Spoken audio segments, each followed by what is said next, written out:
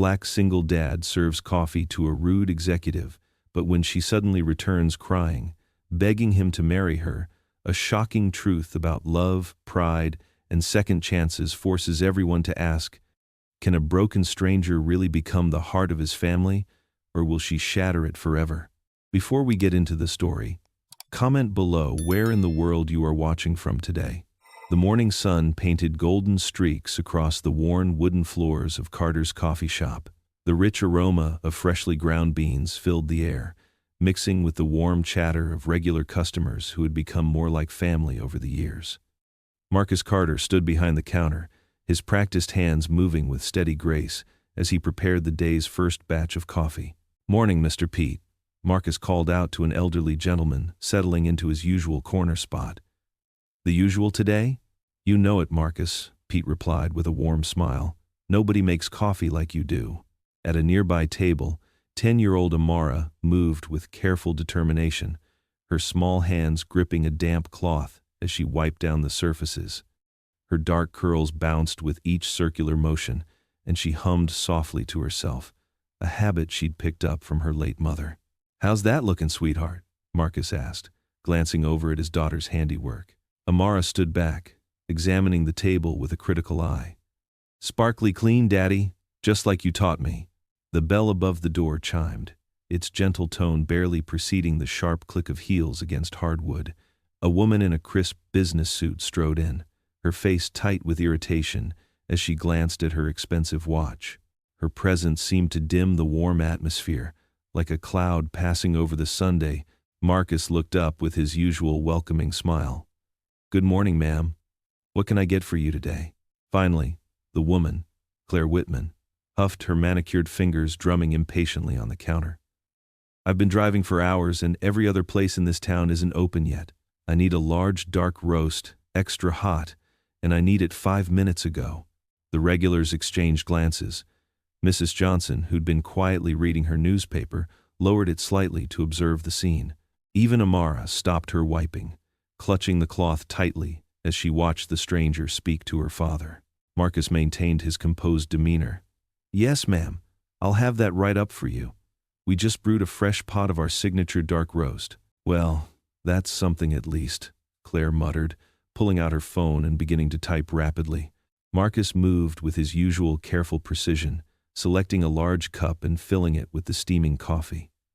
The morning light caught the steam rising from the dark liquid, creating delicate swirls in the air.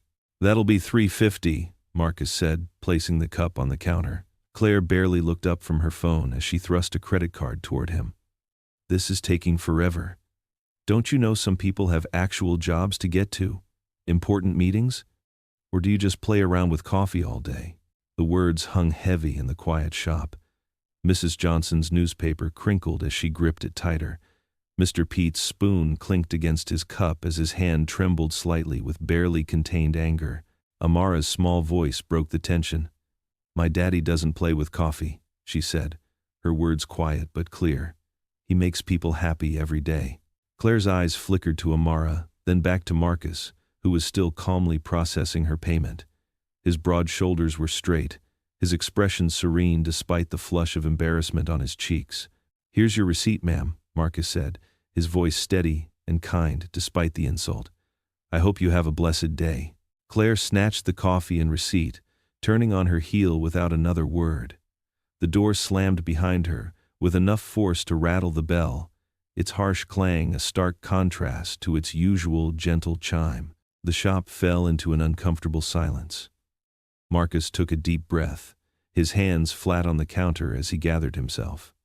Amara approached slowly, her small feet shuffling across the floor. "Why was that lady so mean, Daddy?" she asked softly, looking up at him with worried eyes. Marcus turned to his daughter, kneeling down to meet her at eye level. The morning sun caught the silver threads in his short black hair, and his eyes, though tired, held nothing but warmth as he looked at his little girl. The regulars pretended to be absorbed in their coffees and newspapers, but their attention was focused on the father and daughter, their hearts aching for the gentleman who had just endured such unnecessary cruelty with such grace. Marcus had seen that look in Amara's eyes before, the same confusion and hurt she'd shown when classmates had made thoughtless comments, when others had judged them without knowing their story. He reached out and gently took the cleaning cloth from her tight grip, setting it aside. "Some people, sweetheart," he began, choosing his words carefully, "are carrying heavy burdens we can't see. Sometimes those burdens make them forget their manners and their kindness. That doesn't make it right, but it helps us understand and forgive." Amara's forehead wrinkled in thought. "Like when I'm really tired after school and get grumpy?" A small smile tugged at Marcus's lips. "Something like that. But you know what's important?" "What, Daddy?" "That we don't let someone else's unkindness change who we are. Your mommy always said that the best answer to meanness is extra kindness. Remember that?" Amara nodded slowly, a small smile breaking through her worried expression. Mommy was smart. Yes, she was, Marcus agreed, standing up and smoothing down his apron. "Now, how about you help me get those muffins out of the oven? Mrs. Johnson looks like she could use one of your special blueberry deliveries." The morning routine resumed, but something had shifted in the air. The regulars watched as Marcus and Amara moved about their tasks, the father's quiet strength and the daughter's resilient spirit touching something deep in their hearts. The sun continued to stream through the windows, warming the wooden floors and catching the dust motes that danced in the air, as if nothing had disturbed the peace of Carter's coffee shop at all. The kitchen in Marcus Carter's modest home filled with the comforting smell of simmering tomato sauce and garlic bread. Pots and pans clinked as he stirred the pasta, stealing glances at Amara, who sat at the worn oak table, her math homework spread before her, her small face scrunched in concentration as she counted on her fingers. 7 times 8 island. She tapped her pencil against her cheek. "Need help, sweetheart?" Marcus asked, adjusting the heat under the pot. "No, I got it," Amara brightened. 56. Marcus smiled, pride warming his chest. "That's my girl." He sprinkled some dried basil into the sauce, then paused when he noticed Amara had gone quiet. Her pencil lay still on her notebook. "Daddy?" she asked, her voice soft. "Why was that lady at the shop so angry today? We didn't do anything wrong." Marcus wiped his hands on his apron and pulled out the chair next to her. The legs scraped against the linoleum floor as he sat down. "Sometimes," he began carefully, "people act mean because they're hurting inside. Like when I got mad at Jenny for borrowing my colored pencils because I was sad about Mom's birthday. Exactly like that." Marcus reached over and tucked a loose braid behind her ear.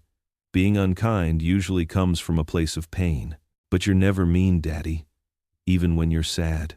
Marcus's heart squeezed. "That's because I have you to remind me what matters most."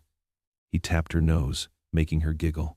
"And because your mom taught me that kindness is always stronger than anger." "She did?" Amara's eyes lit up at the mention of her mother. "She sure did. Remember how she always said that mean words are like boomerangs? They come back and hurt the person who threw them," Amara finished, bouncing in her seat. The timer on the stove beeped, and Marcus stood to drain the pasta. "That's right. So when someone's unkind, we choose to be kind anyway. Not because they deserve it, but because that's who we are.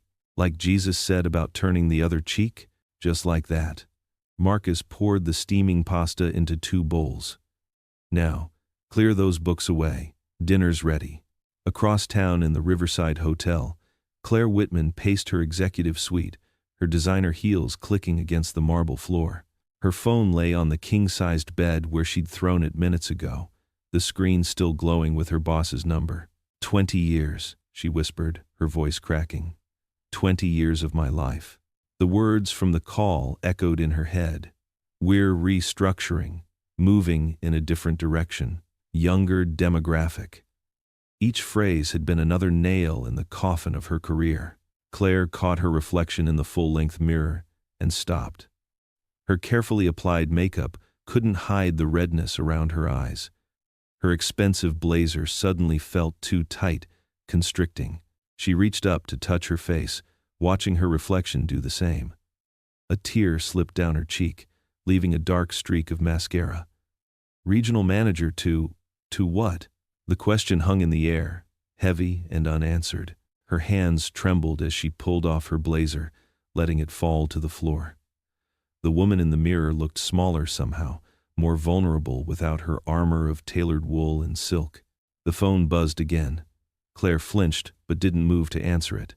Instead, she sank onto the edge of the bed, her shoulders shaking with quiet sobs. The city lights twinkled beyond the floor-to-ceiling windows, indifferent to her pain. The room's luxury, the marble bathroom, the premium minibar, the Egyptian cotton sheets, all felt like mockery now. Symbols of a life that was slipping through her fingers. Claire forced herself to stand, walking back to the mirror. Her mascara had created dark rivers down her cheeks, and her carefully styled hair had come loose from its clip.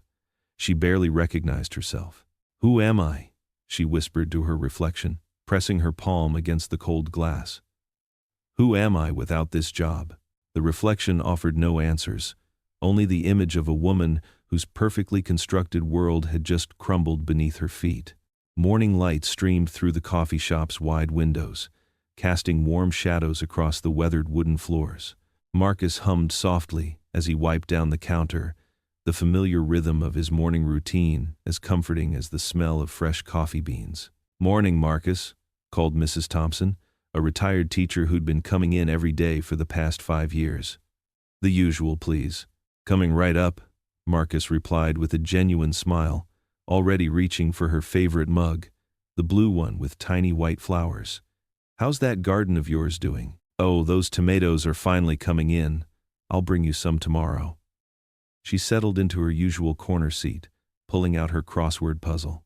The bell above the door chimed as other regulars filed in. Tom from the hardware store, Sarah, who taught at the elementary school.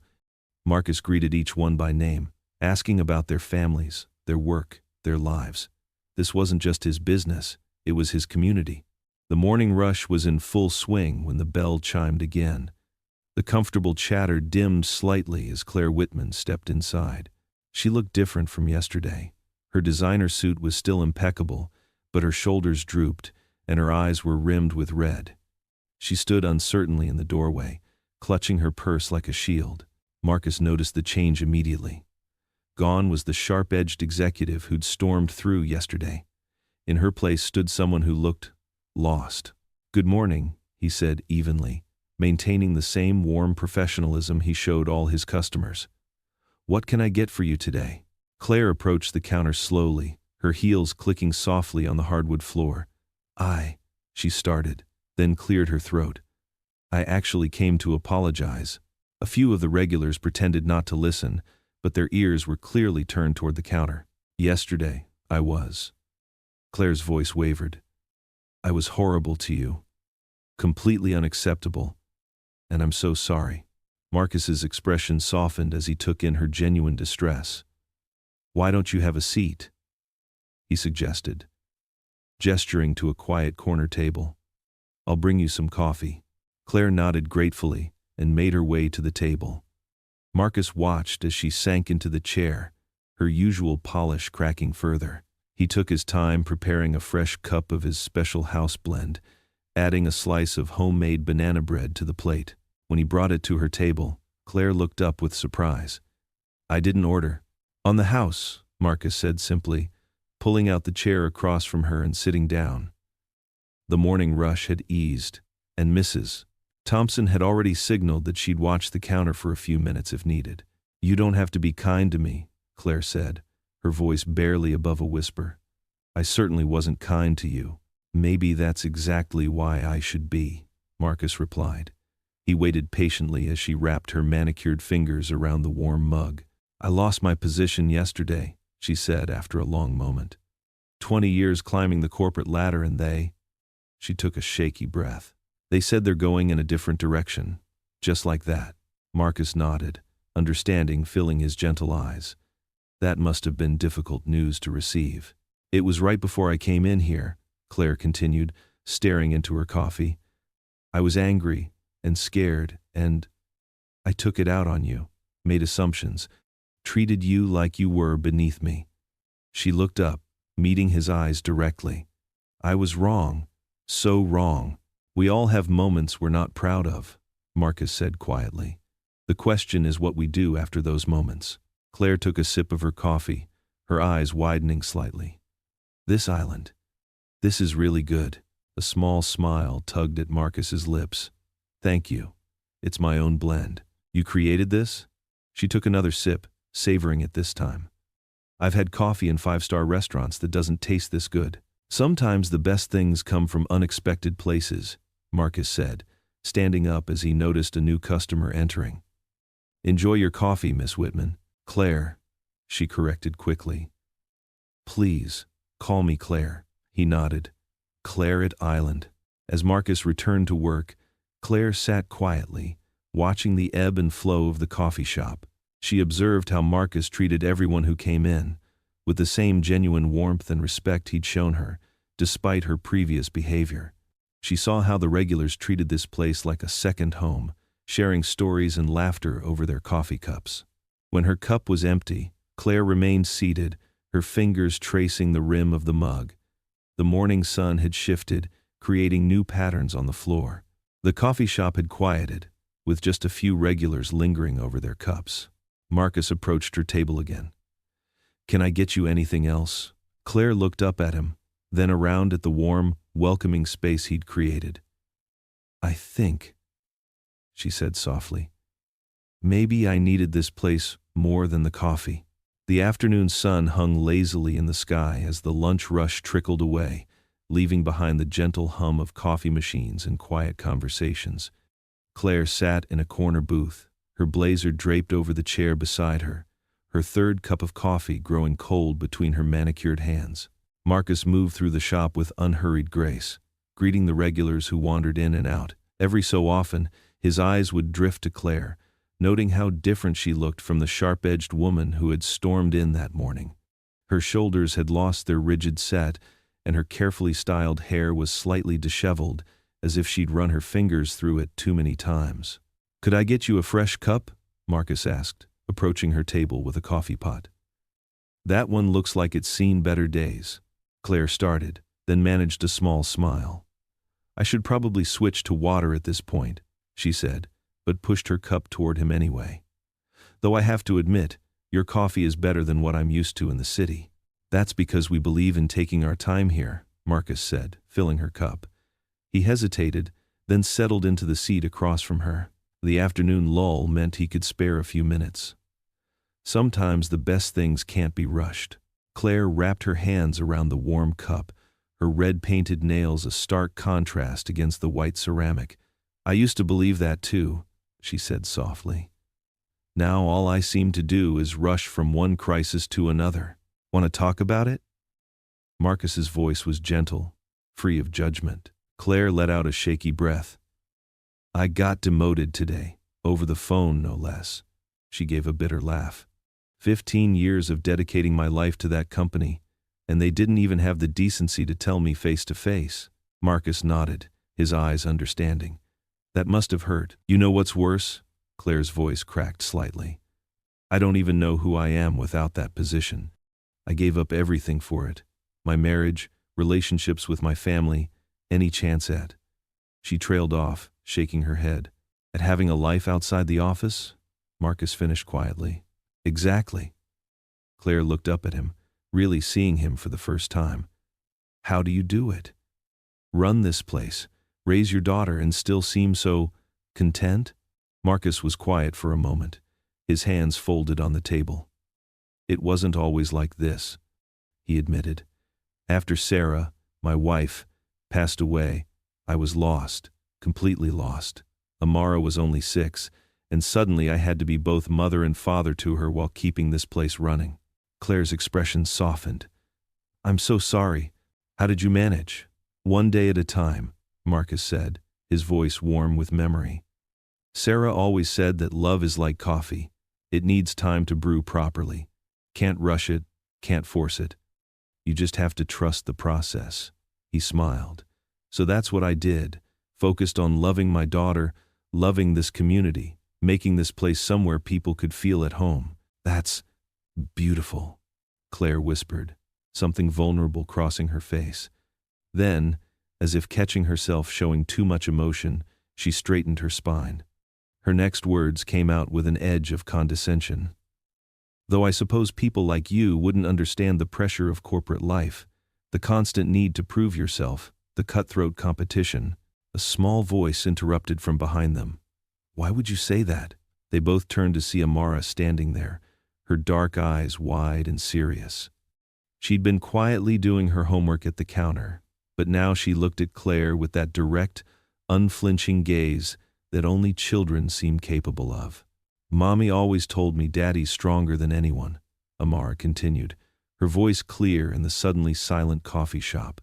The quiet that followed was deafening. Claire's face drained of color as she realized what she'd said, while Marcus sat very still, his expression carefully neutral but his eyes holding a hint of hurt. Conversations around them had stopped. The afternoon sun seemed to pause in its journey across the worn floorboards. In that moment, the distance between Claire's world and Marcus's felt vast and unbridgeable, marked by words that couldn't be taken back. The coffee shop fell into an uncomfortable silence. Marcus cleared his throat, shifting his weight from one foot to the other as he stood beside Amara. The afternoon sun streaming through the shop's windows seemed to highlight every dust particle floating in the air, making the moment feel suspended in time. Claire's face flushed deep red. She stared down at her half-empty coffee cup, her fingers trembling slightly against the ceramic. The other customers, mostly regulars who treated Marcus's shop like a second home, watched the scene unfold with obvious disapproval. Mrs. Henderson, who always ordered a blueberry muffin with her afternoon tea, clicked her tongue softly and shook her head. I'm so sorry," Claire stammered, her earlier composure completely shattered. "That was incredibly thoughtless of me." She looked up at Marcus, her eyes pleading. "I didn't mean to imply—" "It's fine," Marcus cut in, his voice quiet but firm. The warmth that usually colored his tone had cooled considerably. He placed a gentle hand on Amara's shoulder, drawing her close. "Amara, sweetheart, why don't you go help Miss Betty with her dishes?" But Amara stood her ground, her small hand clutching her father's apron. Her eyes, so much like her mother's, held a wisdom beyond her years as she studied Claire. "Daddy works harder than anyone," she said softly. "He makes everyone feel welcome here, even people who aren't nice to him."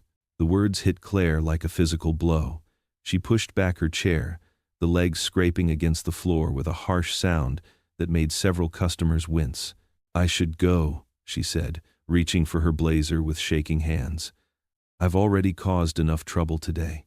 Before she could stand, Marcus spoke again. "Amara, please help Miss Betty now." This time, his tone left no room for argument. Amara's lower lip trembled slightly, but she nodded. Before walking away, she tugged on her father's sleeve, gesturing for him to bend down. Marcus leaned over, and she cupped her small hands around his ear. "I don't trust that lady, Daddy," she whispered, though her words carried in the quiet shop. "She might make you sad again." Claire's face crumpled at the child's words.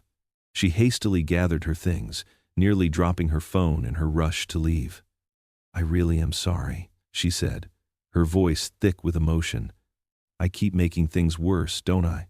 She paused at the edge of the table, clutching her designer bag like a shield. I'd like to come back tomorrow, if that's okay, to make things right." Marcus straightened up, his expression guarded. The years of running his coffee shop had taught him to see past people's surfaces, to find the humanity beneath their facades. But something about Claire Whitman unsettled him, perhaps because beneath her polished exterior, he recognized a familiar kind of pain. "The shop's open to everyone," he finally said, his words careful and measured. "You're welcome to return." Claire nodded, relief flickering across her face despite his reserved response. "Thank you," she whispered. She hurried toward the door, her heels clicking against the floor. Just before leaving, she turned back one last time. "Your daughter, she's lucky to have you." The bell above the door chimed as Claire left, and slowly, the regular buzz of conversation returned to the coffee shop. Amara emerged from behind the counter, where she'd been helping Miss Betty stack clean mugs. She wrapped her arms around Marcus's waist in a fierce hug. "You okay, baby girl?" Marcus asked, running a hand over her curly hair. "Are you okay, Daddy?" she countered, looking up at him with worried eyes. Marcus managed a small smile. "I'm just fine. Why don't you start on your homework? I'll bring you your favorite hot chocolate in a bit." The afternoon wore on, and Marcus threw himself into his work, trying to shake off the lingering discomfort from the encounter. He brewed coffee, served pastries, and chatted with his regulars, but his thoughts kept drifting back to Claire's words and to Amara's protective response. As the sun began to set, casting long shadows across the shop's worn wooden floors, Marcus began his closing routine. He wiped down tables, counted the register, and sent his evening staff home. Amara had fallen asleep on her favorite corner booth, her math homework spread out before her. Finally, after carrying Amara to the car and making sure she was safely buckled in, Marcus returned to lock up. He stood in the doorway of his shop, staring out at the empty street. The evening air was cool and crisp, carrying the first hints of autumn. A few leaves skittered across the sidewalk, dancing in the gentle breeze. His hand rested on the door handle as he considered Claire Whitman. She'd arrived like a storm in his peaceful life, all sharp edges and city sophistication. Yet in just one day, he'd seen those edges crack, revealing something vulnerable underneath, something that made his heart ache in a way it hadn't in years. Marcus shook his head, troubled by how much this stranger had managed to affect him. He couldn't quite name what it was about her that got under his skin, her initial rudeness, her thoughtless comments, or perhaps the glimpses of genuine remorse he'd seen in her eyes. Or maybe it was the way Amara had looked at her, with the same instinctive wariness she showed toward anyone who might threaten their careful peace. The street lamp flickered on overhead, casting a yellow glow across the shop's weathered sign. Marcus turned the key in the lock, listening to the familiar click. Tomorrow would bring what it would bring, he told himself. For now, he had a sleeping daughter to get home to bed, and that was all that mattered. The bell above the coffee shop door chimed just as Marcus finished arranging the fresh pastries in the display case. Early morning sunlight painted golden streaks across the worn wooden floor, and the rich aroma of freshly ground coffee beans filled the air. He looked up, then froze. Claire Whitman stood in the doorway, but not in her usual power suit. Today she wore simple jeans and a soft blue sweater. In her arms, she cradled a beautiful bouquet of bright yellow daisies and pink roses. Her shoulders were pulled back, but her eyes held uncertainty. "Good morning," she said softly, different from her sharp tone of yesterday. A few regular customers watched with curiosity over their morning papers and coffee cups. Amara, who had been arranging sugar packets at the counter, turned at the sound of Claire's voice. Her small hands stilled, and she pressed closer to her father's side. "These are for you, Amara," Claire said, stepping forward and holding out the flowers. "I wanted to say I'm sorry for how I acted yesterday. And this." She pulled out an envelope and placed it in the tip jar. "This is for the shop." Marcus placed a gentle hand on Amara's shoulder. "What do we say when someone gives us a gift?" he prompted quietly. Amara stepped forward hesitantly, accepting the flowers. Her small fingers traced the soft petals. "Thank you," she whispered, a tiny smile tugging at her lips.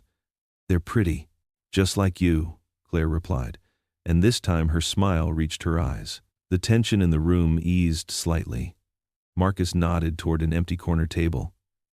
"Would you like some coffee?" "Yes, please. Just regular coffee today. Black." As Claire settled into the corner table, Marcus noticed how different she looked. Without her corporate armor, she seemed smaller somehow, more human. She pulled out a laptop but didn't immediately open it, instead watching as Amara carefully arranged the flowers in a mason jar with water. Throughout the morning, the regulars came and went. Old Mr. Peterson, who usually grumbled about city folks, tipped his hat to Claire as he passed. Mrs. Johnson, the retired schoolteacher, even stopped by Claire's table to comment on the beautiful flowers. Claire worked quietly, occasionally looking up to smile at customers or thank Marcus when he refilled her coffee. Her fingers moved steadily over her keyboard, but she seemed more relaxed than before, as if she had let go of something heavy she'd been carrying. Around mid-morning, Amara approached Claire's table with a chocolate chip cookie on a small plate. "Daddy says these are our best sellers," she said, placing it beside Claire's laptop. Claire's eyes widened in surprise. "Thank you, sweetheart. Would you like to share it with me?" Amara hesitated, then nodded. She pulled out the chair across from Claire and watched as the woman broke the cookie in half, offering her the bigger piece. "My mom used to share cookies with me too," Amara said quietly, taking a bite. Claire's expression softened. "She sounds like she was a wonderful mother." She was.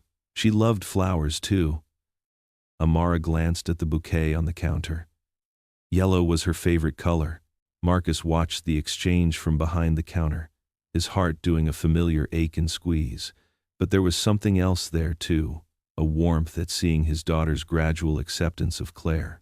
As the day progressed, Claire became part of the shop's rhythm. She ordered a simple lunch, thanking Marcus with genuine appreciation. When elderly Mrs. Turner dropped her purse, Claire was the first to help gather the scattered contents. The locals noticed, and their suspicious glances turned to cautious nods of acknowledgement. By late afternoon, Claire had become almost invisible in her corner, in the best possible way. She wasn't the loud, demanding presence from yesterday, but rather a quiet part of the day's ebb and flow. She took phone calls outside to avoid disturbing others, and thanked each person who refilled her coffee. The sun began its descent, painting the sky in brilliant oranges and pinks. Most customers had left, and Amara was upstairs doing homework. Marcus began his closing routine, wiping tables, counting the registers, sweeping the floors. When he looked up from mopping, he noticed Claire had packed her things but hadn't left. Instead, she stood outside the shop's front window, her face turned toward the sunset. The dying light caught her profile, and for a moment, she looked lost in thought, almost vulnerable. Her hand rested against the glass, and her shoulders had dropped their professional stance. Marcus recognized that look. He'd seen it in his own mirror many times. It was the look of someone trying to find their way home, even if they weren't sure where home was anymore. The tip jar caught his eye as he passed the counter.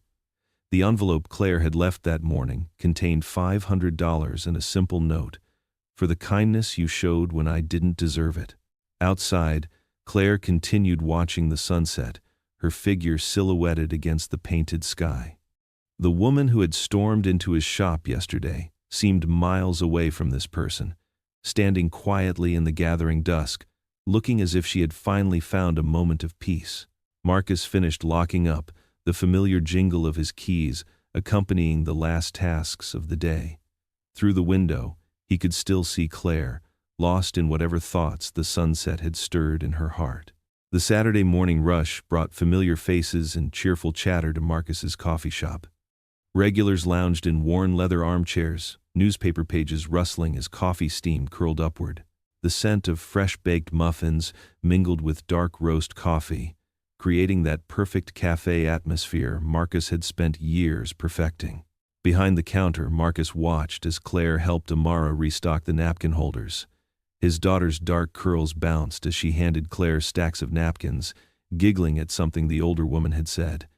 The sight made his chest tighten. It had been so long since he'd seen Amara this comfortable with someone new. "Make sure they're straight," Amara instructed Claire seriously, demonstrating with careful precision how to arrange the napkins. "Daddy says presentation matters." Claire nodded, her usual corporate polish softened by a genuine smile. "Your daddy's right. Details make a difference." She adjusted the napkin holder carefully, seeking Amara's approval. "How's that?" "Perfect," Amara beamed. Marcus busied himself with the espresso machine, but he couldn't help noticing how different Claire looked today.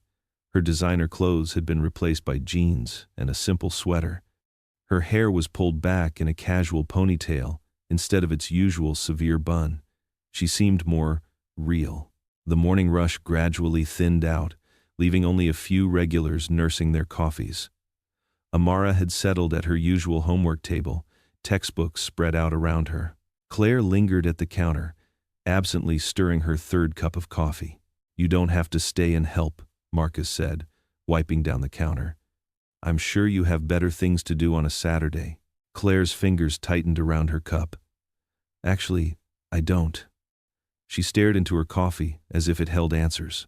My apartment in the city. It's just empty rooms and takeout menus. Marcus paused in his cleaning, sensing something beneath her words. He waited, giving her space to continue. I used to be married, Claire said quietly, her voice barely carrying over the soft jazz playing in the background. 7 years. We were both climbing the corporate ladder, both focused on success. Then one day, I came home and found divorce papers on the kitchen counter. She laughed, but it held no humor. He said I'd become a stranger, that I cared more about boardroom victories than building a life together. Marcus leaned against the counter, his presence steady and non-judgmental. That must have been hard. The worst part? Claire's voice cracked slightly. He was right. I'd pushed everyone away, my parents, my sister, even my closest friends. I thought I was proving something, showing everyone how strong and successful I could be. She shook her head.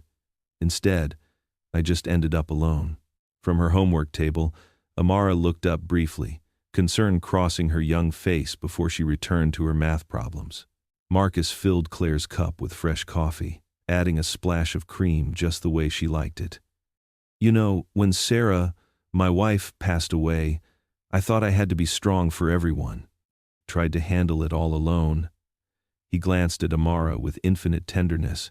But this town, these people, they wouldn't let me. Claire looked around the shop, seeing it with new eyes. The worn spots on the counter where countless elbows had rested, the wall of community photos, the mismatched mugs that each held a story. Mrs. Johnson from the flower shop brought us dinner every Wednesday for 6 months, Marcus continued softly. Mr. Pete taught Amara to ride her bike when I couldn't, when it was too hard, because Sarah was supposed to do that. He cleared his throat. Sometimes strength isn't about standing alone. It's about letting people in. Claire's eyes glistened. I don't know how anymore, she whispered. I've spent so long building walls. Well, Marcus said, sliding a freshly baked cookie toward her, seems to me you're doing okay right now. Amara doesn't warm up to just anyone, you know. As if on cue, Amara bounced over to the counter. Claire, can you help me with my science homework? It's about the solar system, and Daddy always mixes up the planets. I do not, Marcus protested, but he was smiling. You told me last time that Saturn was the red planet. Amara put her hands on her hips in a perfect imitation of her late mother's stance. Claire laughed, a real laugh this time, warm and unguarded. I'd love to help, though I should warn you, I once thought Pluto was still a planet until embarrassingly recently. That's okay, Amara said seriously. Everyone makes mistakes, right, Daddy? Marcus watched as his daughter led Claire to the homework table, already chattering about moons and asteroids. The afternoon sun slanted through the windows, casting a warm glow over the scene. Regular customers came and went, greeting Claire with growing familiarity rather than the cautious nods of before. Hours passed. Claire helped other customers when the shop got busy, somehow knowing exactly when to step in. She learned the regulars' orders, remembered their names, asked about their families. It was as if she'd always been there, filling a space Marcus hadn't realized was empty. As evening approached, the last customers filtered out. Amara had fallen asleep on one of the couches, her science homework complete beside her. Claire gathered her things slowly, reluctant to leave. Thank you, she said softly, for letting me stay, for everything. Marcus nodded, understanding all she wasn't saying. He watched her leave, then began his closing routine. Each chair tucked in, each table wiped clean, the day's receipts counted. But tonight, as he turned off the lights, a small smile played across his face. The familiar space that had sometimes felt too quiet, too heavy with memories, now held something new. Something that felt surprisingly like hope. The morning sun streamed through the coffee shop's front windows, casting warm shadows across the wooden floors. The midweek rush had hit hard and fast, with a line stretching nearly to the door. Marcus moved with practiced grace behind the counter, his hands steady as he crafted drink after drink. Claire stood beside him, her sleeves rolled up, and her designer watch carefully tucked away. She'd fallen into an unexpected rhythm these past few weeks, showing up early to help with the morning rush. Her corporate polish had softened into something more approachable. Her sharp suits replaced by casual blouses, her severe bun loosened into a gentle ponytail. "2 lattes coming up," Claire called out, her voice warm as she handed drinks to waiting customers. She'd mastered the basics of coffee making faster than Marcus expected, though she still struggled with the more complex drinks. "You're getting better at this," Marcus said quietly, a small smile playing at the corners of his mouth. "Though maybe stick to the simple orders for now." Claire laughed, a sound that had become more frequent lately. "What? You don't trust me with your precious espresso machine yet? Let's just say I've seen what happens when you try to make foam art," Marcus teased, drawing a perfect heart on top of a cappuccino. The morning crowd thinned gradually, leaving only the usual collection of regulars scattered throughout the shop. Mrs. Henderson, who'd lived in town longer than anyone could remember, sat in her usual corner with her friends, their heads bent together in conspiratorial whispers. Claire wiped down the counter, humming softly to herself. The sound made something twist in Marcus's chest. It had been so long since anyone but Amara had brought music into his daily routine.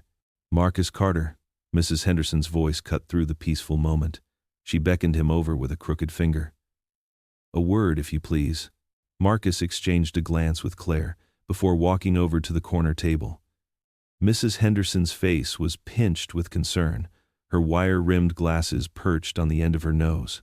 "Yes, Mrs. Henderson?" he asked politely, though something in her expression made him brace himself. "You're a good boy, Marcus," she began, her voice pitched low, but not quite low enough. "We've all watched you raise that sweet girl of yours after Sarah passed. You've done right by this community." Marcus felt his shoulders tense. "Thank you, ma'am. Which is why we're concerned," she continued, gesturing to her friends who nodded in agreement. "This woman." She glanced pointedly at Claire. "She's not from here. She's not our kind of people. You know how these city types are, always chasing the next big thing. She'll leave, Marcus, just like they always do." The words hung heavy in the air. Marcus noticed Claire's movements behind the counter had stopped completely. She stood frozen, cloth still pressed against the counter, her face carefully blank but her knuckles white. "Mrs. Henderson," Marcus said, his voice quiet but firm, "I appreciate your concern, but Claire has shown nothing but kindness and dedication to this community since she's been here." "Oh, honey," one of Mrs. Henderson's friends chimed in. "That's how it starts. They play nice, get everyone to trust them, then, poof, gone with the wind, leaving broken hearts behind." Marcus straightened his spine, drawing himself up to his full height. The quiet dignity that had always been his strength settled around him like armor. "I think you're judging someone you don't know based on fears that don't belong to her. Claire has earned her place here through her actions. She helps local kids with their homework. She volunteers at the senior center. She's teaching Amara math." His voice grew stronger with each word. "In this shop, we believe in second chances and fresh starts. We believe in seeing people for who they are, not who we fear they might be. If you can't respect that, maybe you should find somewhere else for your morning coffee." The table fell silent. Mrs. Henderson's mouth opened and closed several times before she humphed and turned away. The other women suddenly found their coffee cups fascinating. Marcus turned back toward the counter, his heart heavy. Claire was gone, her apron hanging on its hook by the back door. Through the front window, he could see her sitting on the bench outside, her shoulders curved inward. The afternoon passed slowly. Claire came back inside eventually, her eyes slightly red but her chin held high. She worked quietly, professionally, but the easy warmth from the morning had vanished. Marcus wanted to say something, anything, to bring back her smile, but the words stuck in his throat. As the sun began to set, Claire stepped outside again. Marcus watched through the window as she tilted her face up to the emerging stars, her expression thoughtful. Her lips moved, forming words he couldn't hear, but something in her posture had changed. The defeated slope of her shoulders from earlier had transformed into something stronger, more resolved. Inside the shop, Mrs. Henderson approached the counter, her purse clutched tight against her chest. "Marcus," she said softly, I may have spoken out of turn earlier. Marcus just looked at her, waiting. It's just, we care about you, you know. You and that precious girl of yours. I know, Marcus said gently. But caring about someone means trusting their judgment too. Claire isn't perfect, Mrs. Henderson, but neither am I. Neither are any of us. She's trying. That matters. The old woman nodded slowly, glancing out at Claire's silhouette against the darkening sky. Maybe we were too quick to judge. Sarah always said you had good instincts about people. The mention of his late wife's name sent a familiar ache through Marcus's chest, but it wasn't as sharp as it used to be. She did say that, he agreed quietly. Mrs. Henderson patted his hand and shuffled toward the door. As she passed Claire on her way out, she paused. You make a fine cup of coffee, dear, she said, then continued on her way. Claire sat on the bench a while longer, her face turned upward, her whispered words carried away by the evening breeze. Maybe I belong here more than I thought. The autumn breeze carried the scent of caramel apples and cotton candy through Main Street. Marcus adjusted a string of twinkling lights outside his coffee shop, watching as volunteers transformed the town square into a magical space for the annual fall festival. Paper lanterns swayed between lampposts, and makeshift wooden booths lined the sidewalks. Daddy, can I help put up the decorations? Amara bounced on her toes, her dark curls tied back with an orange ribbon that matched the season. Sure, sweetheart. Marcus handed her a bundle of fake autumn leaves to arrange on their booth's counter. Just be careful with the tape. The door chimed, and Claire walked in, her usual business attire replaced by casual jeans and a cream sweater. She paused, taking in the festive atmosphere. Wow, you guys really go all out for this, don't you? Marcus smiled, noting how different she looked when relaxed. It's a big deal around here. The whole town comes together. Miss Claire.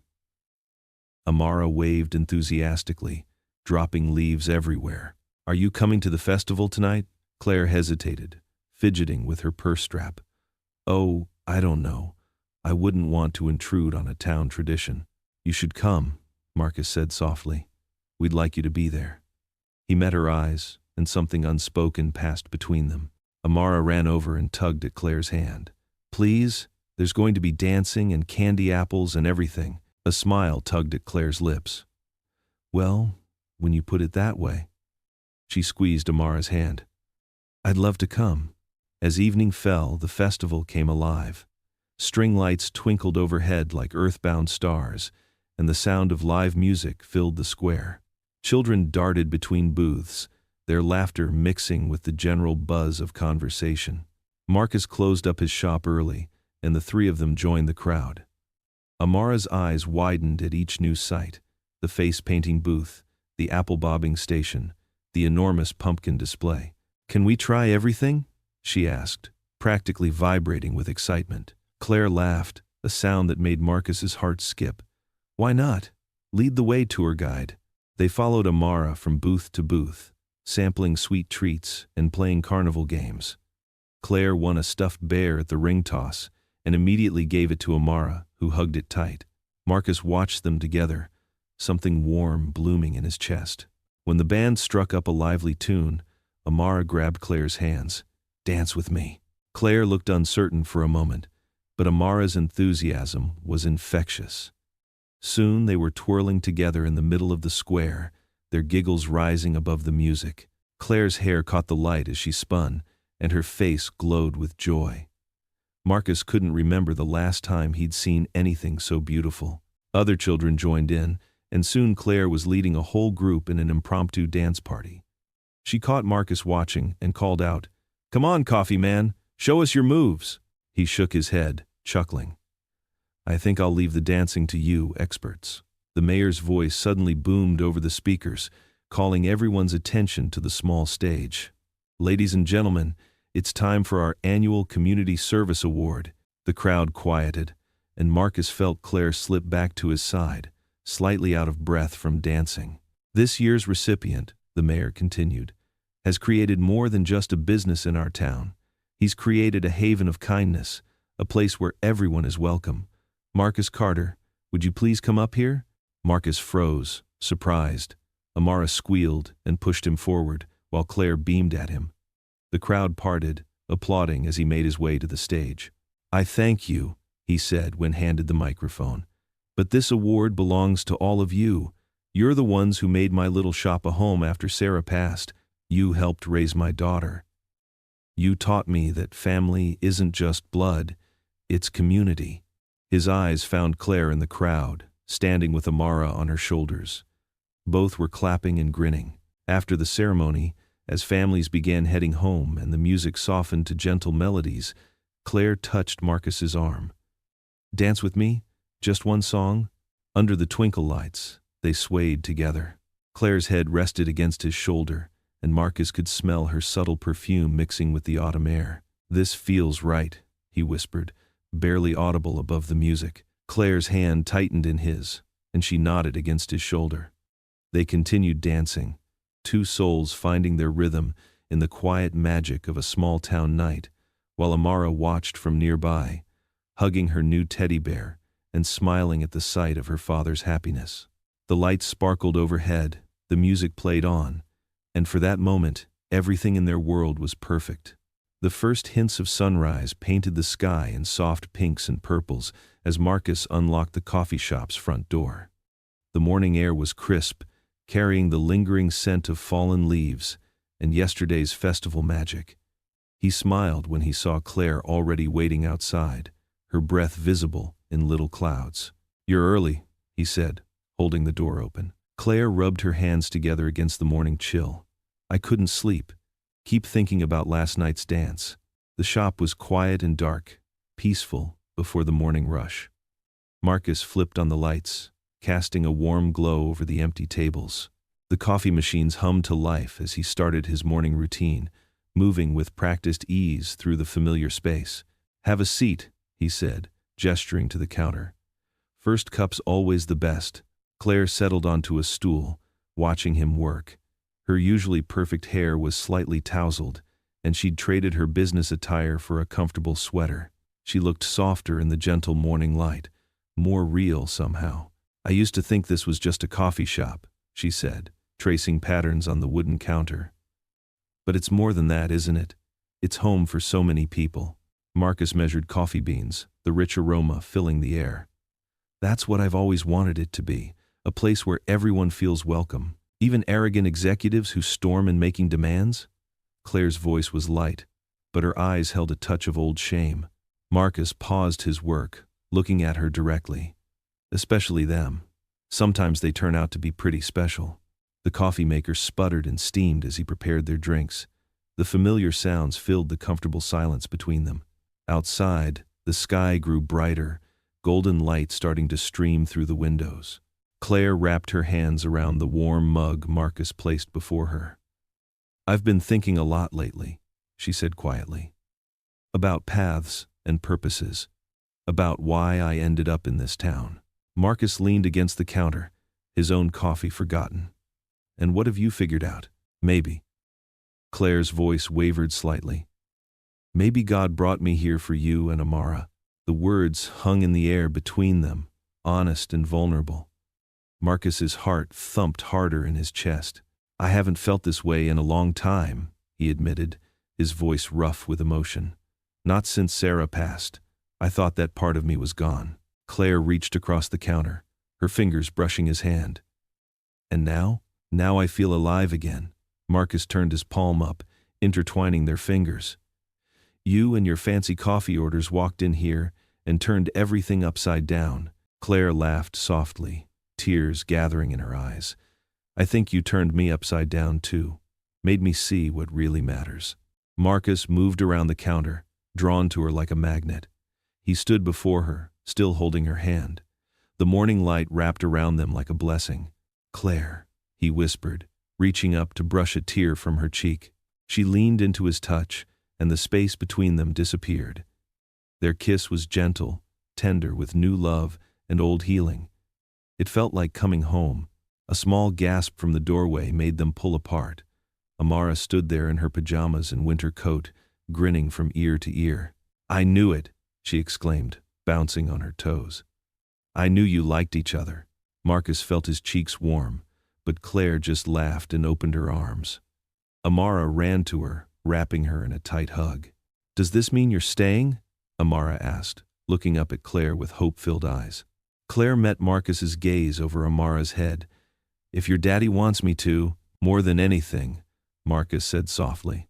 They finished their coffee together, Amara chattering excitedly between them. The morning light grew stronger, painting everything in gold. When it was time to head home for breakfast, they stepped out into the crisp autumn air together. Marcus locked the shop door, then turned to find Claire and Amara waiting. His daughter slipped her small hand into his, then reached for Claire's hand too. They walked down the quiet street together, connected, whole. The town was just beginning to wake up around them. A few early risers waved from their porches, smiling at the sight of the three of them together. Marcus felt peace settle deep in his bones, knowing that sometimes love comes in unexpected ways, bringing healing you never knew you needed. Morning sunlight streamed through the coffee shop's windows, casting warm shadows across the wooden floors. Claire sat at her usual corner table, her laptop open and a half-empty cup of Marcus's special blend cooling beside her. The cafe hummed with its familiar morning rhythm, the gentle clink of cups, the whoosh of the espresso machine, and the murmur of conversation. Marcus moved behind the counter with practiced ease, occasionally glancing her way with a smile that made her heart flutter. A week had passed since the festival, since their first kiss, since everything changed. Amara bounced between tables, proudly wearing her new apron with Junior Barista embroidered in gold thread, Claire's gift from yesterday. Claire's phone buzzed against the table, rattling her coffee cup. The name on the screen made her pause. Catherine Mills, her former mentor from corporate. Her stomach tightened as she answered. Claire Whitman speaking, she said, slipping into her professional tone. Claire, thank goodness I caught you. Catherine's voice crackled through the speaker. I've been trying to reach you for days. Claire stood, mouthing work call to Marcus, before stepping outside. The morning air was cool against her face as she paced the sidewalk. What can I do for you, Catherine? It's more what I can do for you, dear. Catherine's voice held that familiar mix of authority and motherly concern. Remember Thomas Richardson? He's leaving Paramount Solutions for a startup. They need someone to take over as chief strategy officer. Claire's breath caught. Paramount Solutions was one of New York's fastest-growing firms. A position like that would more than make up for her recent demotion. They're specifically asking for you, Claire. Full C-suite benefits, stock options, corner office overlooking Central Park, starting salary at 7 figures. The numbers made Claire's head spin. Through the window, she watched Marcus help Amara reach a high shelf, his hands steady on her waist as he lifted her. The little girl's laughter was muted through the glass. I don't know what to say, Claire managed. Say yes, this is everything you've worked for. The board meeting is next Thursday in New York. They want you to present your vision for the company. Claire's fingers tightened around her phone. Can I have some time to think about it? Of course, but don't wait too long. I'll have HR send over the details. Claire. Catherine paused. This is your chance to prove everyone wrong about the demotion, to show them who Claire Whitman really island. After hanging up, Claire stood frozen on the sidewalk. Inside, Marcus caught her eye through the window, his expression concerned. She forced a smile and walked back in. Everything okay? He asked as she passed the counter. Just work stuff, she said, hating how easily the deflection came. Nothing urgent. Back at her table, Claire's laptop pinged with an email from Paramount's HR department. The compensation package made her previous salary look like pocket change. Benefits, relocation assistance, performance bonuses, everything she dreamed of during those long nights climbing the corporate ladder. But as she scrolled through the offer letter, her vision blurred. Images flashed through her mind. Amara's face lighting up when Claire helped with her math homework, Marcus's gentle hands as he taught her to work the espresso machine, their dance under the festival lights. The way he looked at her like she was already home. Her finger hovered over the delete button. With a quick press, the email disappeared into her trash folder. Relief flooded her chest, for exactly 30 seconds. Then panic set in. What was she doing? This was the opportunity of a lifetime. She'd worked years for a position like this. Could she really throw it away for, what? A small-town coffee shop? A man she'd known for weeks? Her hands shook as she opened her trash folder. The email sat there, waiting. Claire selected it, moved it back to her inbox, then immediately regretted it, then regretting it. Outside the window, downtown's main street stretched into the distance, lined with familiar shops and friendly faces she'd come to know.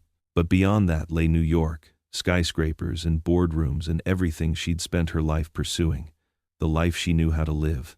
Marcus appeared beside her table with a fresh cup of coffee.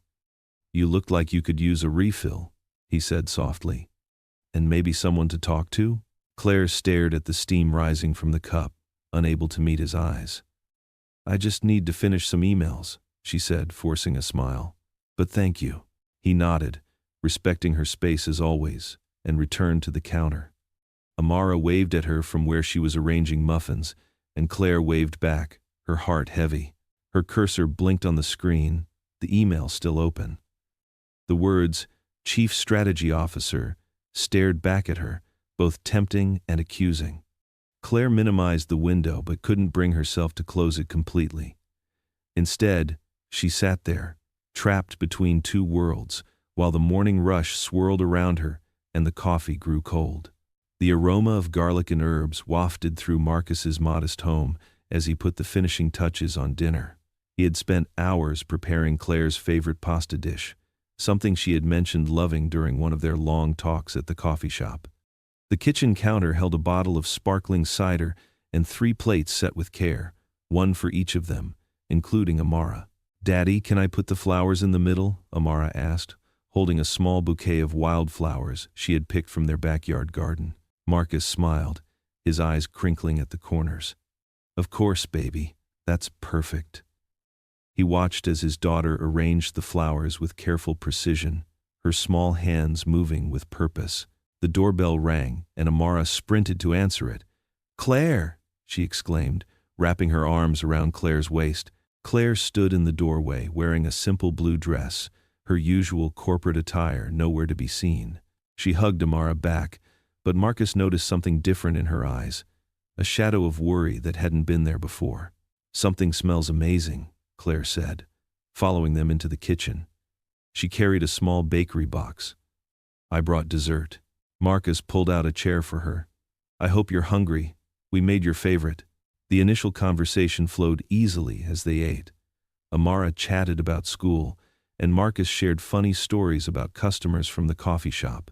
Claire laughed at all the right moments, but her laughter seemed forced, like she was trying too hard to appear normal.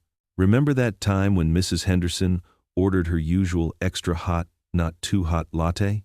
Marcus chuckled, reaching for Claire's hand across the table, "and then complained it was exactly what she asked for?" Claire finished the story, but her smile didn't reach her eyes. After dinner, Amara helped clear the plates, humming a tune she'd learned at school. Marcus poured more sparkling cider for everyone. "You know," he said softly, "I've been thinking about expanding the coffee shop, maybe adding a small reading corner with books for kids. Amara's been asking for it, and I thought maybe you could help me design it." He squeezed Claire's hand. "We could make it our project." Claire's face crumpled. She pulled her hand away, pressing it against her mouth as tears welled up in her eyes. "Claire?" Marcus's voice held concern. "What's wrong?" "I can't," she whispered, her voice breaking. "I can't help with the reading corner. I'm leaving." The room went silent. Even Amara stopped humming, turning to stare at Claire with wide eyes. "Leaving?" Marcus repeated, his voice barely audible. "What do you mean, leaving?" Claire's words tumbled out in a rush. "I got offered a position in New York. Executive Vice President of Operations. It's everything I worked for before coming here." Marcus stood up slowly, his chair scraping against the floor. "When were you going to tell me?" "I tried. I wanted to, but..." Claire wiped at her tears. "I didn't know how." "When do you leave?" His voice was steady, but his hands were shaking. "Tomorrow morning. Early." Claire's admission hung in the air like smoke. Tomorrow? Amara's small voice cracked. But you promised we'd go to the park this weekend. You promised. Claire reached for the little girl, but Amara backed away. Sweetie, I'm so sorry. You're just like everyone else, Amara cried out. You're leaving us too. She turned and ran up the stairs, her footsteps thundering through the house. Marcus stood frozen, his face a mask of hurt and betrayal. All this time, while we were making plans, sharing dreams, you knew you were leaving? Marcus, please understand, Claire pleaded, standing up. This opportunity, it's what I've worked for my entire career. And what about us? His voice was quiet but intense. Was this just, what? A pleasant distraction while you were stuck in our small town? No, it wasn't like that at all. Claire reached for him, but he stepped back. I care about you both so much. That's why I thought it would be better this way. Clean break, no messy goodbyes. Better? Marcus laughed bitterly. Better for who, Claire? For you? Because from where I'm standing it looks like you're running away again. Claire grabbed her purse, tears streaming down her face. I'm sorry. I never meant to hurt you or Amara. I don't know how to stay. I don't know how to not be the person I've always been. The person you've been? Marcus's voice rose slightly. The person who looks down on people like me? The person who thinks success only comes with a corner office? Or the person who showed up here every day, became part of our family, made us believe in love again? Claire's hand was on the doorknob now. I'm sorry, she whispered again. I'm so sorry. The sound of Amara's sobs drifted down from upstairs. Marcus closed his eyes, pain etched across his face. Go, he said quietly. Just go. Claire opened the door, pausing for a moment, as if she wanted to say something more. But no words came. She hurried to her car, fumbling with her keys as tears blurred her vision. Marcus watched from the porch as her car's taillights disappeared into the darkness. He could feel Amara's presence behind him, and he turned to find her standing there in her pajamas, clutching her stuffed rabbit. Kneeling down, he gathered his daughter in his arms. She buried her face in his shoulder, her small body shaking with sobs. I won't let her break us, he whispered, holding Amara tight as the night wrapped around them like a cold blanket. The morning sun filtered through the coffee shop's windows, casting long shadows across freshly wiped tables. Marcus moved through his familiar routine with mechanical precision, his movements slower than usual. The cheerful bell above the door chimed as regular customers trickled in, but the usual warmth in his greetings had dimmed. Amara wiped down the counter for the third time that morning, her small hands working the cloth in circles. Her eyes kept drifting to the corner table, Claire's table, which sat empty like an accusation. Sugar's getting low, Daddy, Amara said, checking the containers with exaggerated focus. She had been finding little tasks to keep busy, anything to avoid the heavy silence that had settled over them both. I'll get some from the back, Marcus replied, his voice carrying the weight of unsaid words. He disappeared into the storage room, taking longer than necessary to fetch such a simple item. Mrs. Henderson, one of their oldest customers, watched him go with concern in her weathered face. That poor man, she whispered to her friend. I haven't seen him this down since Sarah passed. The regulars had noticed the change. The cafe that had always felt like a warm embrace now carried an undercurrent of sadness. Marcus still served their coffee with skill, still remembered their usual orders, but the light in his eyes had dimmed. Where's the nice lady who was helping out? Little Tommy asked one morning, his mother quickly shushing him. Marcus forced a smile. She had to go back to her real job, he answered, the words tasting bitter on his tongue. Amara overheard and dropped the napkin holder she was refilling. Paper napkins scattered across the floor like fallen leaves. I'll clean it up, she said quickly, her voice wobbling slightly as she knelt to gather them. Marcus watched his daughter, his heart aching. She had lost too many people in her young life. The days blurred together in a parade of coffee orders and polite small talk. Marcus arrived earlier each morning, staying later each night, as if the familiar rhythm of grinding beans and steaming milk could fill the void Claire had left behind. Meanwhile, in New York, Claire sat in a gleaming boardroom on the 42nd floor, surrounded by men in expensive suits. The view of Manhattan stretched out before her, a concrete jungle of ambition and success. She wore her own armor, a tailored navy suit and stiletto heels that cost more than Marcus's monthly coffee bean order. "Excellent presentation, Miss Whitman," her boss praised as executives filed out of the room. "The London office will be impressed." Claire nodded, gathering her papers with manicured hands that no longer smelled of coffee and cinnamon. The promotion had come with everything she'd once thought she wanted: a corner office, a 7-figure salary, respect from the corporate world that had once humiliated her. But as she walked through the sterile hallways, her heels clicking against marble floors, all she could think about was the warm wooden floors of Marcus's cafe, worn smooth by years of friendly footsteps. During her lunch break, she sat alone in her office, picking at an overpriced salad. Her phone showed pictures from the fall festival, Amara's laughing face, Marcus's gentle smile. She quickly locked the screen, but not before a sharp pain shot through her chest. In meetings, she found herself doodling coffee cups in the margins of her notes. The expensive coffee machine in the break room produced perfect lattes, but they tasted like cardboard compared to Marcus's carefully crafted drinks. "Miss Whitman?" Her assistant's voice crackled through the intercom.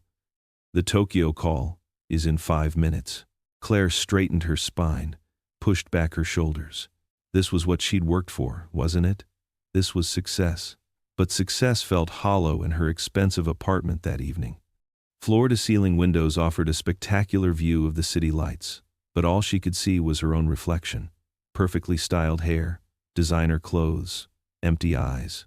She pressed her forehead against the cool glass, watching her breath fog the pristine surface. The city stretched out below her, alive with ambition and dreams, but it felt more like a prison than a playground. Her fingers traced patterns on the window, remembering the way Marcus's hands had moved as he crafted his coffee art, the way Amara's small fingers had interlaced with hers during their dance at the festival. The silence in her apartment was absolute. No cheerful bell announcing new customers, no gentle hum of conversation, no warm laughter from a little girl who had somehow worked her way into Claire's heart. She thought of her corner office, her important meetings, her powerful position, all the things she'd run back to, thinking they would fill the emptiness inside her. But they were just things, cold and lifeless, compared to the warmth she'd found in a small-town coffee shop. Claire's whisper fogged the window, her words disappearing into the night air. "This isn't home." The city lights blurred before her eyes, and for the first time since leaving, she allowed herself to cry, really cry, for everything she'd left behind, for the family she'd almost had, for the love she'd been too afraid to keep.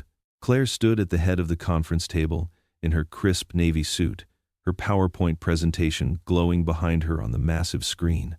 20 executives in expensive suits nodded appreciatively as she delivered her final remarks. "And that's how we'll increase quarterly profits by 15%. She clicked to the last slide, forcing her lips into what she hoped was a confident smile. "Any questions?" Applause filled the sleek Manhattan conference room. Her boss, Richard, stood up first, clapping with particular enthusiasm. "Outstanding work, Claire. This is exactly why we brought you on board." Other executives murmured their agreement, gathering their tablets and leather portfolios. Claire accepted their congratulations with practiced grace, but each compliment felt hollow, like echoes in an empty room. As the last executive filed out, Richard lingered. "We're lucky to have you back in New York where you belong. Dinner tonight to celebrate?" "Thank you, but I have some work to catch up on," Claire replied, gathering her materials with trembling hands. Once alone in her corner office, Claire sank into her ergonomic chair. Floor-to-ceiling windows offered a stunning view of the city skyline, all glass and steel stretching toward gray December clouds. She should feel triumphant. This presentation was exactly what she'd wanted, proof that she still belonged in the corporate world. Instead, her thoughts drifted to a warm coffee shop hundreds of miles away, where the smell of fresh ground beans mixed with cinnamon and genuine smiles meant more than polished PowerPoints. Before she could stop herself, Claire pulled out her phone and pulled up Marcus's number. Her finger hovered over the call button. What would she even say? I'm sorry. I miss you. I made a terrible mistake. She pressed call, but hung up after the first ring, her heart pounding. What right did she have to disturb his peace? He was probably busy serving the morning rush, sharing his quiet wisdom with customers while Amara helped out with her infectious enthusiasm. Amara. The thought of the little girl made Claire's chest ache. She opened her laptop, trying to focus on work instead of memories. A new email notification popped up from Riverside Elementary School's mailing list. She'd forgotten to unsubscribe after leaving town. The subject line made her breath catch.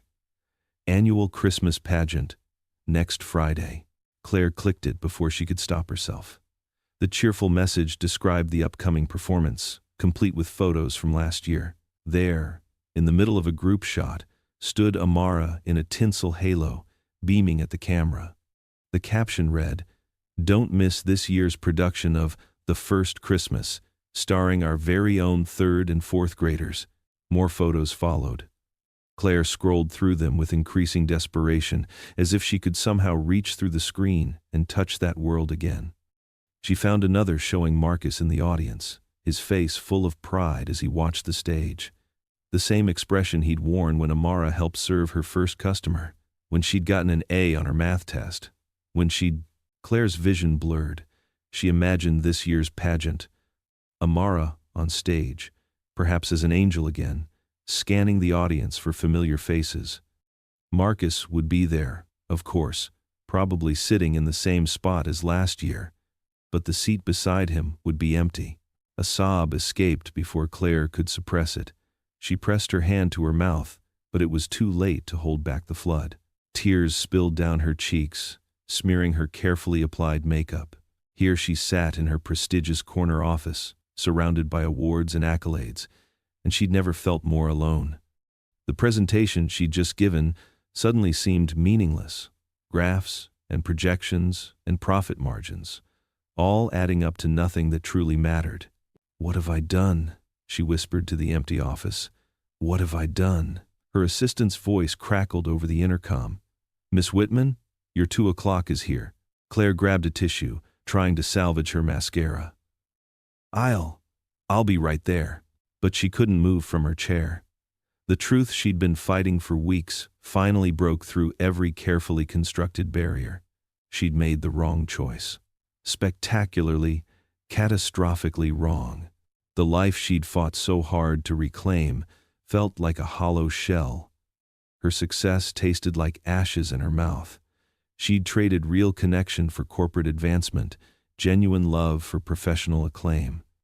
Worst of all, she'd hurt the 2 people who had somehow become more precious to her than any corner office. More tears fell, dotting the sleeve of her expensive suit. Claire didn't bother wiping them away. She sat at her desk, shoulders shaking with silent sobs, finally admitting the truth she'd been running from since she'd driven away from that small southern town. She'd chosen empty success over a full heart, and no amount of quarterly profits could fill the void left behind. The intercom buzzed again. "Miss Whitman." Claire stared at her reflection in the darkened computer screen, barely recognizing the polished executive looking back at her. This wasn't who she wanted to be anymore. This wasn't home. Claire stared out her Manhattan apartment window at the swirling snow, her reflection ghostly against the darkened glass. Behind her, her usually pristine bedroom was in disarray, drawers pulled open, clothes scattered across her king-sized bed, and a large suitcase sitting open on the floor. Her hands trembled as she folded a cream-colored sweater. It still smelled faintly of coffee, beans, and cinnamon from the last time she'd worn it in Marcus's cafe. The memory made her chest ache. "What am I doing?" she whispered. But deep down, she knew exactly what she was doing. For once in her life, she was choosing love over ambition. Claire moved to her sleek desk, opening her laptop. The corporate logo glowed accusingly as she pulled up her email. She'd spent hours crafting elaborate resignation letters, but now, looking at the blank screen, she opted for simplicity. "Dear Board of Directors, I hereby tender my immediate resignation from my position. Thank you for the opportunity. Claire Whitman." Her finger hovered over the send button. 3 weeks of corporate success flashed through her mind, the corner office, the respect, the salary. But then she remembered Marcus's warm brown eyes, Amara's infectious laugh, and the way the morning sun streamed through the cafe windows. Without further hesitation, she clicked, "Send, done," she breathed, closing the laptop with finality. Moving to her closet, Claire pulled out a small shopping bag she'd hidden behind her designer shoes. Inside were 2 carefully chosen gifts, a delicate silver bracelet with a heart charm for Amara, and a vintage coffee grinder she'd found in a small antique shop for Marcus. She'd spent hours in that shop, testing every grinder, wanting it to be perfect. Claire wrapped them carefully in tissue paper, her usually steady hands shaking slightly. She tucked a small note into each package. Though she'd rewritten them so many times, the words felt hollow now. "What if he doesn't want to see me?" she whispered to the empty room. The doubt that had been gnawing at her grew stronger. What if I've hurt them too deeply? She walked to her bathroom, gathering her toiletries. In the mirror, she barely recognized herself. Gone was the polished executive who'd stormed into Marcus's cafe months ago. Instead, she saw someone humbled, someone who'd learned that true success couldn't be measured in dollars or titles. Claire practiced her speech as she packed, her words echoing in the half-empty room. "Marcus, I was wrong. So wrong. I thought I was protecting you both by leaving, but I was really just protecting myself. I was scared of how much I needed you." She stopped, shaking her head. No rehearsed speech would fix this. Only the truth, raw and unpolished, would do. Her phone buzzed. The car service had arrived to take her to the train station. Claire zipped her suitcase closed and took one last look around her apartment. The modern furniture and minimalist art that had once made her proud now seemed cold and lifeless. In the elevator, her neighbor, Mrs. Thompson, smiled kindly. "Heading home for the holidays, dear?" Claire's throat tightened. "Yes," she managed. "I'm going home." The lobby doorman helped load her suitcase into the waiting car. Snowflakes settled on her dark hair as she slipped into the back seat. The driver navigated carefully through Manhattan's snowy streets, past glittering holiday displays and crowds of late-night shoppers. At Penn Station, Claire's heels clicked against the worn floor as she made her way to her platform. The station was quieter than usual, the late hour and weather keeping most travelers away. She clutched her ticket tightly, a one-way passage to the small town she'd left behind. The train sat waiting, its windows glowing warmly against the dark night. Claire handed her suitcase to the porter, her designer luggage looking out of place among the more modest bags. Standing on the platform, she gripped the handle of her carry-on with white knuckles. The snow fell harder now, creating a peaceful hush over the station. In her pocket, her phone buzzed with work emails she would never answer. "Last call for boarding," the conductor announced. Claire took a deep breath, remembering Amara's words from months ago. "Mommy said Daddy's stronger than anyone." She prayed that strength included the capacity for forgiveness. With trembling legs, she climbed aboard the train, finding her seat by the window. As she settled in, she pulled out her phone one last time. There was a photo she'd never deleted, the 3 of them at the fall festival, laughing under the twinkling lights. In it, Marcus's eyes shone with love, and Amara's smile could light up the world. The train's whistle pierced the snowy silence. Claire's knuckles whitened further around her bag's handle as the engine rumbled to life. Through the window, she watched New York's lights begin to blur, carrying her away from everything she'd thought she wanted and toward everything she now knew she needed. The December morning was still dark when Marcus unlocked the cafe door, his breath visible in the cold air. He moved through his familiar routine, switching on lights, warming up the espresso machine, checking the pastry display. Each motion was mechanical, practiced, a way to keep his mind from wandering to the empty corner table where Claire used to sit. Amara trailed behind him, arranging sugar packets with unusual quietness. Since Claire left, his daughter's usual chatter had dimmed, replaced by thoughtful silences that worried him more than tears would have. "Hot chocolate this morning, sweetheart?" Marcus asked, trying to coax a smile. Amara nodded. but her eyes drifted to the window where snow was beginning to fall in thick, lazy flakes. The street outside was empty, the town still asleep under its white blanket. The espresso machine hummed to life, filling the quiet cafe with its familiar gurgle. Marcus had just started wiping down the counter when the bell above the door jingled, sending a rush of cold air through the shop. His heart stopped. There in the doorway stood Claire, snowflakes melting in her dark hair. She wasn't wearing her usual corporate suit, just jeans and a cream sweater. Her face was streaked with tears, her eyes red and swollen. A small shopping bag dangled from her trembling fingers. "Claire?" Amara's whisper broke the frozen silence. Claire's lips quivered as she took a hesitant step forward. "I made a terrible mistake," she said, her voice cracking. Another tear rolled down her cheek. "I thought I needed New York, success, status, but I was wrong, so wrong." Marcus gripped the counter, his knuckles white. He couldn't speak, couldn't move. The pain of her leaving was still too fresh, too raw. Claire set down her bag and walked straight to Amara, who stood watching with wide eyes. Then, in a motion that seemed to surprise everyone, Claire knelt down on the cafe floor, bringing herself to eye level with the little girl. "Amara," she said softly, "I am so sorry I left you and your daddy. I was scared of how much I loved being here, scared of not being good enough for you both. I ran away because I thought that's what strong people did." Her voice broke.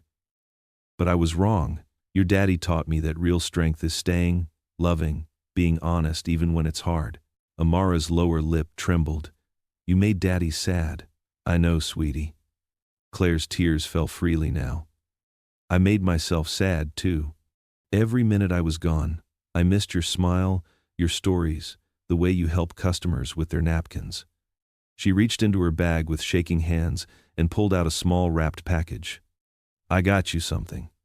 Not to make up for leaving, nothing can do that, but because I thought of you every single day."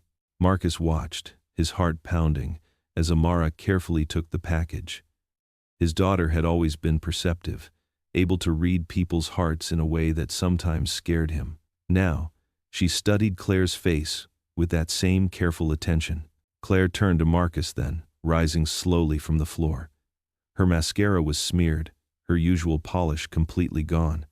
She looked more real, more vulnerable than he'd ever seen her. "Marcus," she began, her voice barely above a whisper, "I let pride rule my heart. I let fear tell me I wasn't worthy of this, of you, of Amara, of this beautiful life you've built. I chose emptiness because it was familiar." She took a shaky breath. "But sitting in that big office, all I could think about was the way you brew coffee at dawn, how you remember everyone's names, how you taught me that true success isn't about power or money. It's about love." She pulled another package from her bag, holding it out like an offering. "I know I hurt you. I know I might have broken something precious beyond repair. But I'm here, Marcus. I'm here to beg your forgiveness, to ask for another chance, not because I deserve it, but because my heart knows where it belongs." The cafe was silent except for the soft hiss of the espresso machine and the gentle tap of snowflakes against the windows. Marcus stared at Claire, his expression unreadable, his hands still gripping the counter as if it was the only thing keeping him upright. Claire stood there, tears streaming down her face, the package still extended, waiting for a response that didn't come. The cafe fell silent as Claire's words hung in the air. Her hands trembled as she stood there, snowflakes melting in her dark hair, her designer coat wrinkled from the long train ride. Tears streamed down her face, but her voice rang with determination as she looked straight into Marcus's eyes. "I don't just want forgiveness, I want forever. Marcus Carter, will you marry me?" The regulars at their usual tables froze mid-sip. Old Mrs. Henderson's coffee cup clattered against its saucer. Tom, the retired mailman, nearly choked on his morning bagel. Even the espresso machine seemed to hold its breath, its gentle hum fading into the background. Claire's heart pounded so hard she thought it might burst through her chest.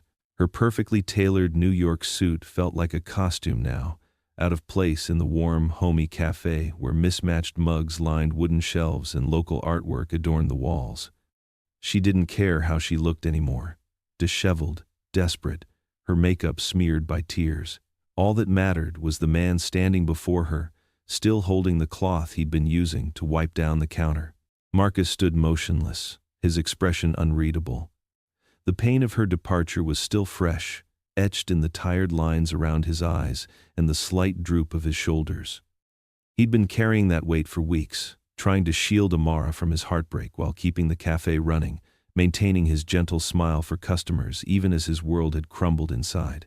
"Claire," he started, his voice hoarse with emotion.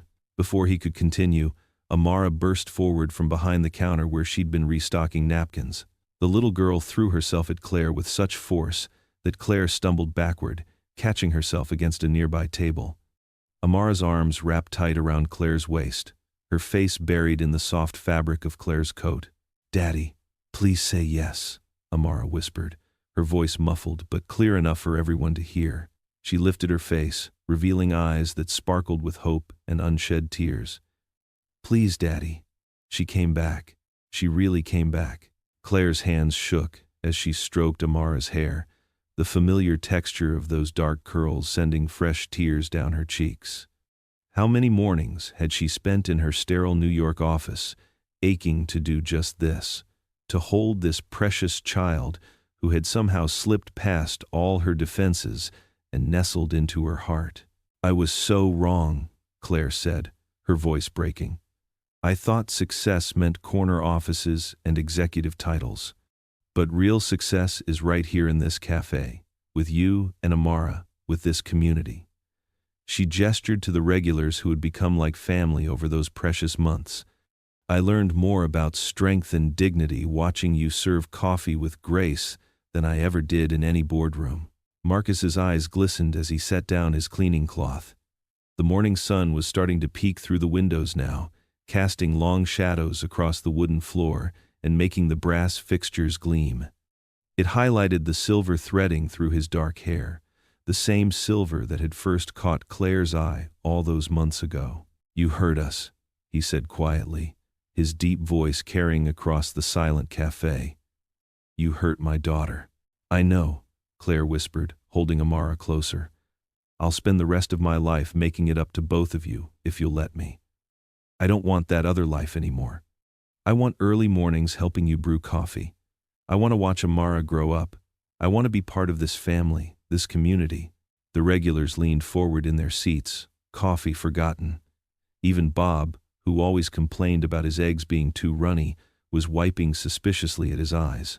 Sarah, the young waitress who'd watched their whole story unfold, clutched her order pad to her chest, holding her breath. Marcus took a step forward, then another. His hands, always so steady when brewing the perfect cup of coffee, trembled slightly as he reached out to touch Claire's cheek. She leaned into his touch, closing her eyes as fresh tears spilled over. "I missed you," he whispered, his thumb brushing away her tears. "Every morning, I'd look at that corner table and miss you." Amara looked up at her father, still holding tight to Claire. "Daddy?" she prompted, hope making her voice quiver. "Are you going to say yes?" The whole cafe seemed to hold its breath. The morning sun painted everything in gold, washing over the three of them as they stood in their own little world among the scattered tables and familiar faces. The smell of fresh coffee and warm pastries wrapped around them like a comfortable blanket. Marcus's eyes never left Claire's face as he finally whispered, "Stay, not just today, stay for a lifetime." The cafe erupted in cheers. Coffee cups rattled as people clapped and shouted. Old Mrs. Henderson burst into tears, while Tom whistled loud enough to wake the whole town. Sarah dropped her order pad, rushing forward to hug them all. Twinkling lights draped the windows of Marcus's cafe, casting a warm glow over the crowded room on Christmas Eve. The familiar scent of fresh coffee mingled with cinnamon and pine from the small tree Amara had insisted on decorating in the corner. Paper snowflakes, carefully cut by the town's children, danced from the ceiling, spinning gently in the warm air. Marcus stood behind the counter, wearing a deep green sweater that Amara had picked out, his eyes crinkling with joy as he watched the scene before him. The cafe buzzed with the cheerful chatter of what felt like half the town squeezed into the cozy space. Old Mrs. Jenkins sat in her usual corner chair, her silver hair catching the light as she laughed with the young couple who'd just moved in down the street. Mr. Thompson, the hardware store owner, was showing off pictures of his new grandbaby to anyone who would look. Claire moved through the crowd with ease, carrying a tray of her newly perfected gingerbread cookies. She'd traded her power suits for a soft red sweater dress, and her smile, once guarded and measured, now reached her eyes. The transformation went deeper than her clothes or her smile. There was a gentleness to her movements, a warmth in her voice that spoke of someone who had finally found her way home. "More cookies, anyone?" she called out, stopping to let little Tommy grab 2 from the tray. His mother started to scold him, but Claire just winked. "It's Christmas Eve," she said. "Sometimes you need 2 cookies to properly celebrate." Amara bounced between guests in her Christmas dress, red ribbon tied perfectly in her braids. She'd appointed herself official hostess, making sure everyone had enough treats and directing people to the coffee station where Marcus kept the cups flowing. Her laughter, bright and uninhibited, rang through the room like bells. "Daddy," she called out, tugging at Marcus's sleeve. "Can I tell them now, please?" Marcus glanced at Claire, who nodded with a soft smile. He cleared his throat and tapped a spoon against his coffee mug, the gentle chiming bringing a hush over the room. All eyes turned to him, faces warm with affection and expectation. "First," he began, his deep voice carrying easily through the cafe, "I want to thank you all for being here tonight. This place, this community, has been my anchor through some of the hardest times." He paused, his hand finding Claire's as she moved to stand beside him. "You helped me raise my daughter after Sarah passed. You supported this cafe when times were tough. And when Claire came into our lives," he squeezed her hand, "you showed us what it means to believe in second chances." Claire blinked back tears, leaning into his shoulder. Amara wiggled between them, and Marcus lifted her up, though she was almost too big for it now. "We wanted you all to be the first to know," Claire said, her voice thick with emotion, "that we've set a date. We're getting married on Valentine's Day, right here in the cafe where it all began." A chorus of delighted gasps and congratulations filled the room. Mrs. Jenkins dabbed at her eyes with a napkin, while Mr. Thompson let out a whoop that made everyone laugh. "And," Amara added, practically vibrating with excitement, "Claire's adopting me. We're going to be a real family." The announcement brought fresh tears and joy. Claire wrapped her arms around Amara, pressing a kiss to her forehead. "We already are a real family, sweetheart," she whispered. "The papers just make it official." Marcus watched them, his heart so full it felt like it might burst. A year ago, he'd been going through the motions, running his cafe and raising his daughter, telling himself that was enough. Now, standing here with Claire and Amara, he understood what Sarah had always told him about God's timing being perfect. The evening continued with more coffee, more cookies, and countless hugs. Stories were shared about Marcus and Claire's rocky start, about how love had slowly transformed them both. Even the town skeptics, who'd warned Marcus about getting involved with a city woman, now admitted they'd been wrong. As the night drew to a close and guests began bundling up against the cold, Amara's sharp eyes spotted something above the cafe door. "Look," she pointed, giggling. "Mistletoe." Claire and Marcus looked up, then at each other. The Christmas lights cast soft shadows across their faces as Marcus pulled Claire close. "Merry Christmas," he murmured. "Merry Christmas," she whispered back. Their kiss was gentle and sweet, full of promise and gratitude. Amara clapped her hands, her joy infectious as the remaining guests cheered. They stood there together, Marcus with his arm around Claire's waist, Amara between them with her hands held by both parents smiling at their friends and neighbors. The cafe glowed with warmth and love, a testament to the healing power of forgiveness, the strength of faith, and the endless possibilities of second chances. The Christmas tree lights twinkled, casting rainbow shadows across their faces as they stood united as a family, their hearts full and their future bright. In that moment, surrounded by the love of their community and each other, they were living proof that even the deepest divides could be bridged by grace, trust, and open hearts. What would you do if you were in their place? Comment your answer below, and let's see how you'd rewrite the ending. If you enjoyed the story of Marcus Carter, I handpicked the next story that you will enjoy. Please don't miss this one. Click here to watch it.